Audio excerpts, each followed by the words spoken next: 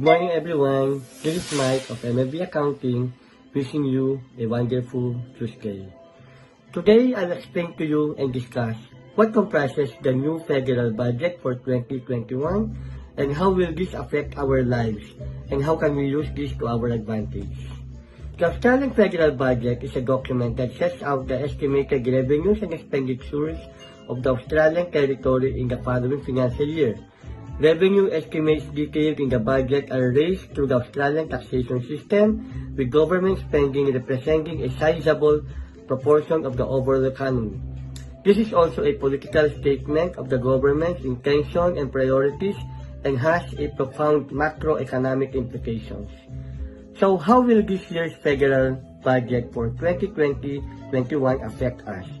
It is high on job creation, tax relief, strengthening the Australian manufacturing sectors, assistance in the first home buyer grant, and reforms in superannuation. I have divided this into 5 sections. The first section is the one that affects the personal income tax changes. So, there are changes to the personal income tax rates, namely, increasing the upper threshold of the 19% income bracket from 37,000 to 45,000, and also increasing the upper threshold of the 32.5% personal income tax bracket from 90,000 to 120,000. There are also changes to the low income tax offset, which is increased from $445 to $700. Also, there are changes affecting the business taxpayers. There are expansion of the small business tax concessions to medium-sized entity with turnover of up to $50 million.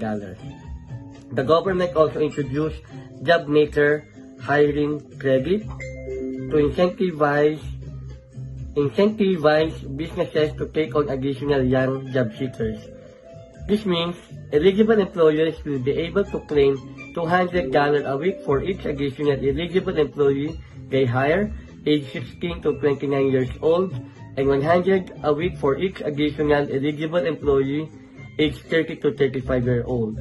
But there is a cap of $10,400 for each additional new position created.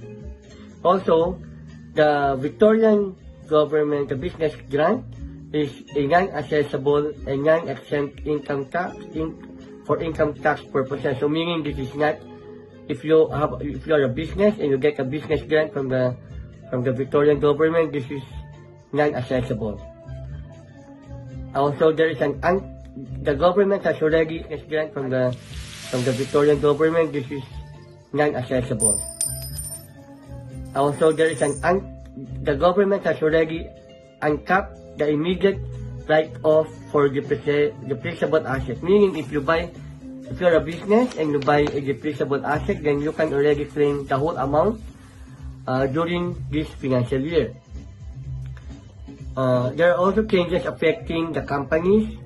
There is now a temporary loss carryback for eligible companies, meaning the government will allow the company to carry back losses from 2020, 2021, and 2022 income years to offset previously taxed profits made in or after the 2019 income tax year. There are also changes to the FBT, wherein FBT exemption for the training and reskilling of employees are now in effect, and they have reduced the compliance burden of FBT record keeping. Other budget announcements include removing the CGT for granny flat arrangements. There are superannuation reforms to improve the outcome of super fund members. Also, there is the government is now supporting mental health of Australian in small businesses, and there are insolvency reforms to support small businesses. So if you have any questions, you can call us here in MLB Accounting at 1350-9025, or email us, or maybe put a comment below this video, and we will get back to you. Again, this is Mike of MLB Accounting, wishing you a wonderful Tuesday, and be the best that you can be, and I wish you all the best always, my friends. Thank you. See you.